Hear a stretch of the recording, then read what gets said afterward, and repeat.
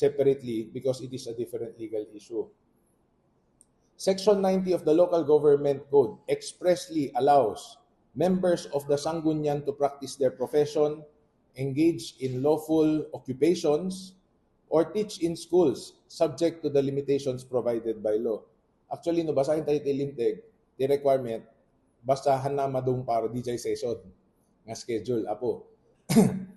The same provision imposes different restrictions on governors, city mayors, and municipal mayors who are prohibited from practicing their profession or engaging in any occupation other than the exercise of their functions as local chief executives.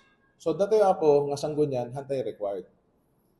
Isu nga hantay nagdivest. For that reason, my understanding is that the Local Government Code itself recognizes this distinction.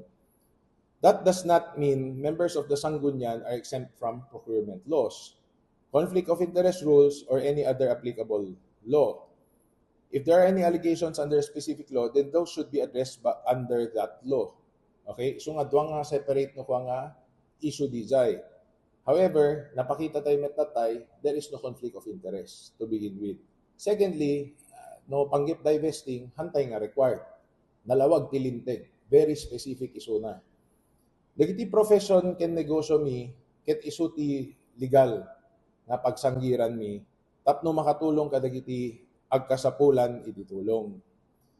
As members of the Sangguniang Panlalawigan, we do not have discretionary assistance funds of our own.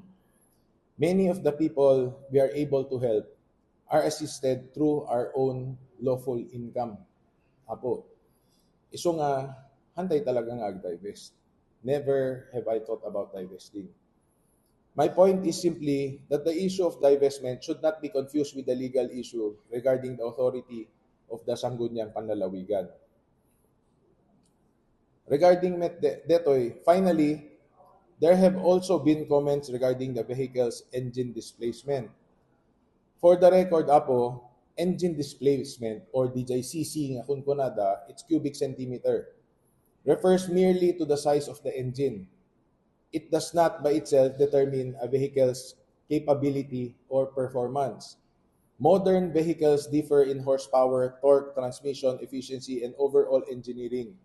Technology has advanced significantly, and many modern engines produce greater power and efficiency despite having smaller engine displacements. A larger engine displacement does not automatically mean a more powerful vehicle. Ibagbag la di kitoy apo, tatno lang nalawlawag. KCC, size lang ti makina di apo. Hanga pagbaseran no, napigpigsa, nakapkapsot. In fact, some may even say it's more efficient. No basbasit. Nainot ko nada. Finally, let me reiterate lang apo. I respect the BAC's decision to disqualify our bid. That is why I instructed that no motion for reconsideration be filed. The only matters I wish to clarify today are the legal interpretation regarding the authority of the Sangguniang Panlalawigan and the separate issue of divestment. But before I end, allow me to say one more thing. I have no qualms with the city mayor. In fact, tipamatic apo, I believe we share the same vision. A better Lawag City and a better public service for our people. This has never been about personalities. It has never been about politics. It is simply clarifying legal issues that have been publicly raised so that the public may also hear my side.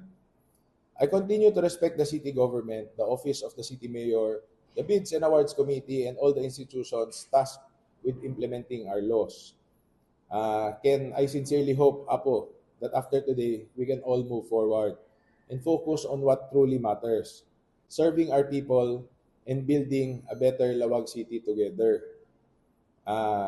Agyaman naklaunay apo, kada kay amin, kadetoy gundaway nga intedyo, nga dinengegyo, detoy met lang aside tayo, nga focus lang kadigijay legalities tayo apo.